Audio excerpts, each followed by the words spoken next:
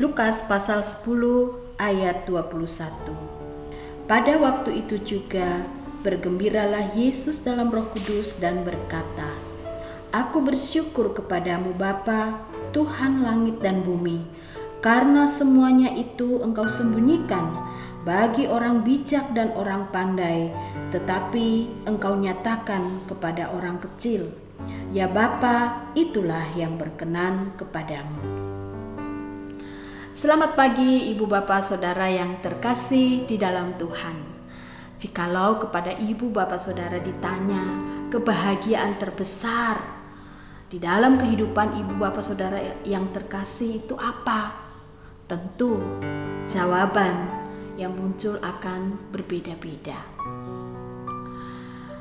Sebagai orang tua, jawabannya berbeda.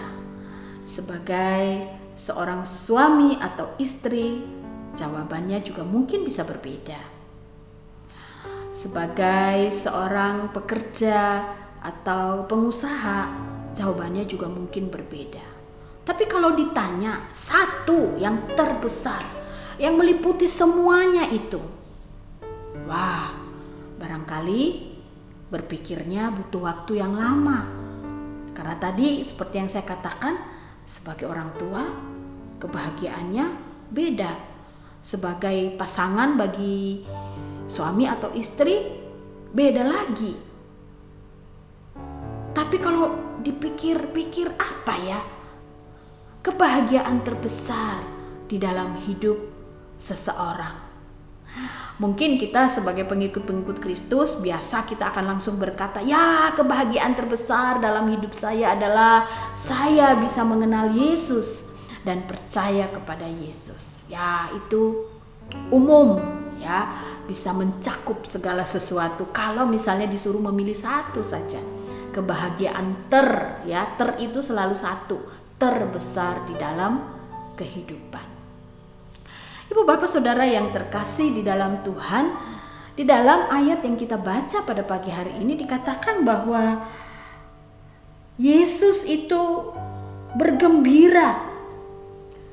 Dan kemudian di dalam kegembiraan itu dia katakan, "Aku bersyukur kepada Bapa, Tuhan langit dan bumi, karena semuanya itu Engkau sembunyikan bagi orang bijak dan orang pandai, tetapi Engkau nyatakan kepada orang kecil." Ibu Bapak Saudara yang terkasih di dalam Tuhan, kita mengenal murid-murid Yesus dan orang-orang yang mengikut Yesus yang di dalam kisah Lukas pasal 10 ini ya dikatakan Yesus mengutus 70 murid. Ya mengutus mereka untuk melayani orang-orang yang percaya kepada Yesus, orang-orang yang kemudian bisa mengerti visi dan misi Yesus di dalam dunia ini dan kemudian berbagian di dalam pelayanan yang dikerjakan oleh Yesus, sehingga mereka bersedia diutus untuk melayani. Orang-orang yang kalau kita perhatikan 12 murid Yesus adalah orang-orang sederhana.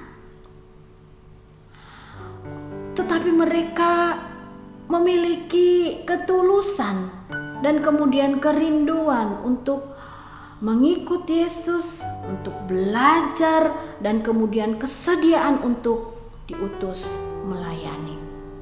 Dan ini merupakan satu sukacita dan kegembiraan yang dialami oleh Yesus sehingga ia menaikkan syukurnya kepada Bapa di surga. Karena itu, visi itu, apa yang harus dikerjakan oleh Yesus dalam dunia ini dinyatakan kepada orang-orang yang kecil, orang-orang yang sederhana. Karena yang penting di mata Tuhan adalah hati yang bersedia untuk percaya, hati yang mau melayani, hati yang rela untuk diutus, hati yang mau melihat pekerjaan Tuhan sebagai pekerjaan yang harus ia kerjakan juga di dalam dunia ini. Ibu bapak saudara yang terkasih di dalam Tuhan, sehingga saya katakan, apa yang menjadi kegembiraan bagi Yesus ini seharusnya kita pikirkan dan renungkan. Tentunya jika kita menjadi orang-orang yang berbagian di dalam pekerjaan dan pelayanan Yesus, menjadi alat yang diutus untuk menyatakan Injil Kerajaan Allah itu, menjadi orang yang diutus untuk membagikan damai sejahtera dan pengharapan itu, untuk membagikan sukacita Injil itu kepada dunia ini, di sekitar kita, dimanapun kita berada. Bukankah kita menjadi pribadi-pribadi yang menggembirakan hati Yesus, mendatangkan sukacita bagi Yesus, dan ia akan bersyukur kepada Bapa untuk kita, orang-orang yang barangkali kita bisa katakan bukan siapa-siapa, bukan orang hebat dan terkenal. Kita orang-orang biasa, ibu rumah tangga, pekerja biasa, orang tua, anak. Tetapi Tuhan tahu hati kita yang rela untuk dipakai oleh Tuhan, rela diutus untuk memberitakan Injil Kerajaan Allah itu, kabar sukacita itu kepada dunia ini. Ibu bapak saudara yang terkasih di dalam Tuhan, apakah ibu bapak saudara rindu untuk menjadi pribadi yang menyukakan hati Tuhan, yang menggembirakan hati Tuhan? Tentu ibu bapak saudara rindu, saya juga demikian.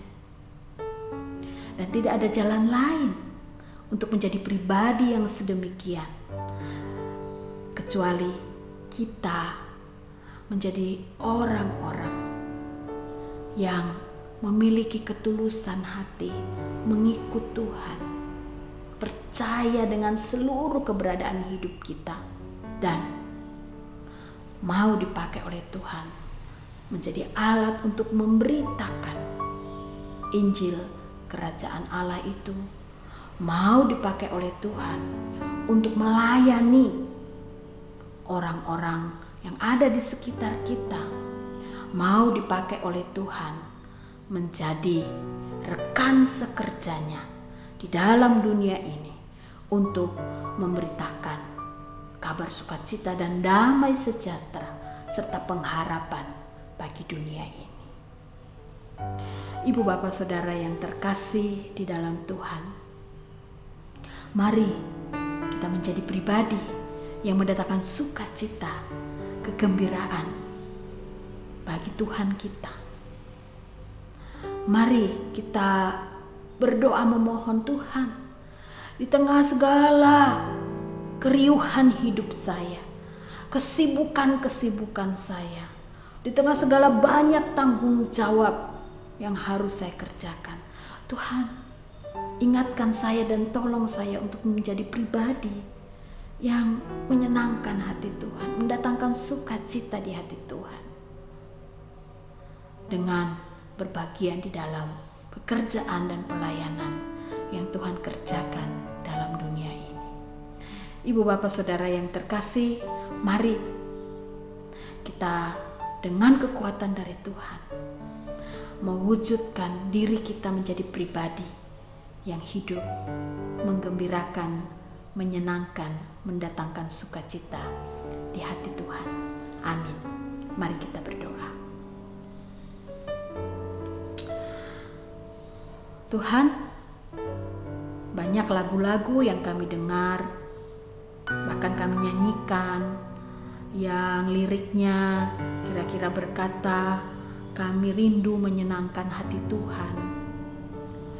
Dan firman Tuhan pagi hari ini mengingatkan kami bahwa sebagaimana apa yang dikerjakan oleh murid-murid Yesus, yaitu kesediaan untuk mengikut dan melayani, mendatangkan kegembiraan dalam hati Yesus, dan kemudian membuat ia mengucap syukur untuk hal yang dinyatakan kepada mereka, orang-orang kecil dan sederhana itu. Tuhan, kami rindu menjadi pribadi yang sedemikian. Kami rindu hidup kami menjadi hidup yang menyukakan hati Tuhan.